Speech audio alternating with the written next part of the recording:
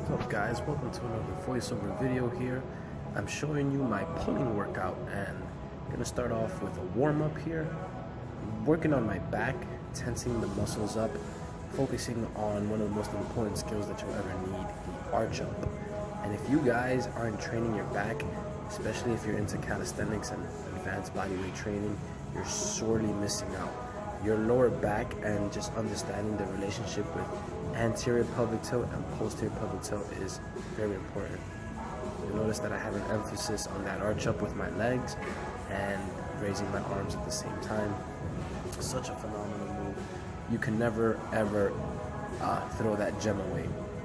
And then this is just another one. This one, you should actually try to do this one first. It's just a bridge. It's a shoulder bridge where I'm just tensing up all my muscles from my whole entire posterior chain, glutes, hamstrings, everything, you name it. And then after that, I pretty much just go into doing table bridges and just working on really opening up the anterior part of my body and waking up the posterior chain. As I said, this is going to be a pulling workout, and it's very, very crucial that I work on my whole entire backside. So I don't know where you guys are based at, but New York is pretty cold right now at this moment, so my warm-up today was actually quite extrinsic, and I really had to make sure that I was nice and warm to tackle on this workout here.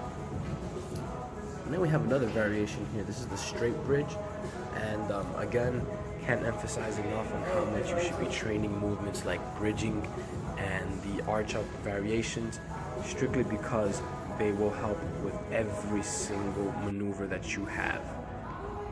The next one here is going to be a elevated bridge, and this one is quite surprisingly a very, very, very taxing move. If you've never done it before, be prepared to be extremely shocked. So this is it, the elevated bridge. It's a straight bridge, and you want to maintain your hips pretty high. You see I kind of dropped there a little bit, but I'm working on my posterior pelvic tilt, which I generally have trouble with because I'm always in the anterior pelvic tilt region. If you guys don't know what that is, be sure to check out my 3 skills that everybody needs blog on my Semetfitness.com website. And then we go over to the German hangs, or aka known as skin the cats. And this one here is just kind of a whole total body warm-up, really emphasizing straight arm strength and making my posterior chain and my shoulder girdle extremely mobilized. So that's pretty much a general warm-up there, and then I kind of go into the basics, going for a set of 10 here with normal pull-ups, and then I'm going to work with a set of 10 with some side-to-side pull-up action. Again, this is just basic stuff for preparatory work for things that are going to be more advanced coming up. Just fixing up the camera here, making sure it's all good. Got to give you guys good camera angles over here. So now we go into some side-to-side pull-up action. Again, just warming things up.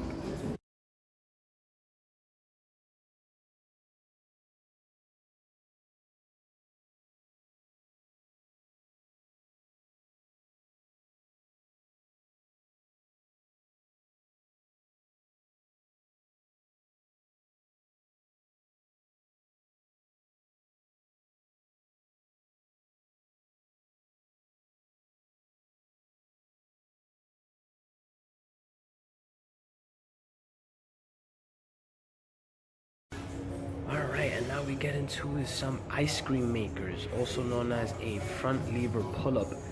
With their gymnastic rings, quite a problem. With the pull-up bar, not a problem at all.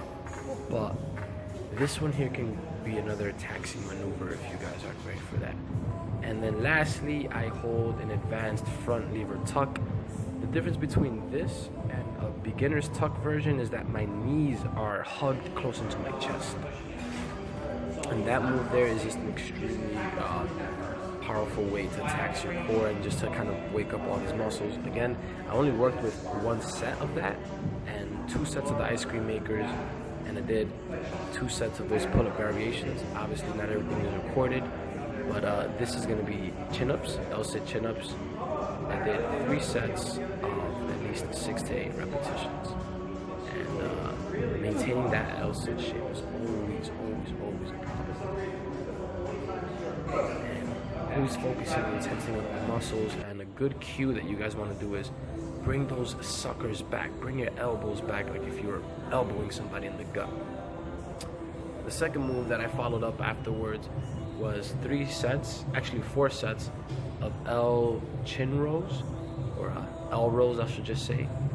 You see I kind of lose my balance there, but I'm getting it back and just pulling myself into the rings.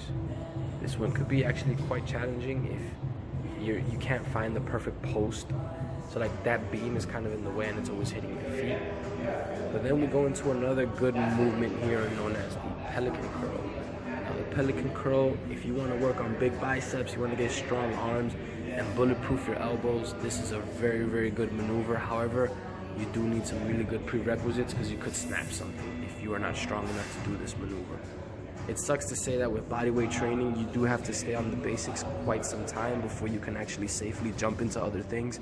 But that's the whole point. That's the journey. And it's always good because the basics are your best friends.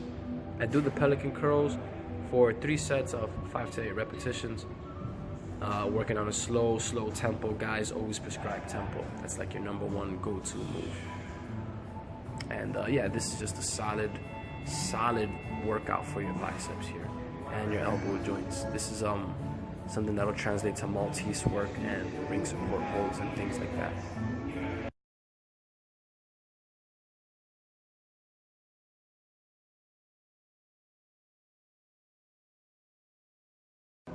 And lastly, I just did 3 sets of face pulls here. 3 sets of 12 repetitions, 10 repetitions.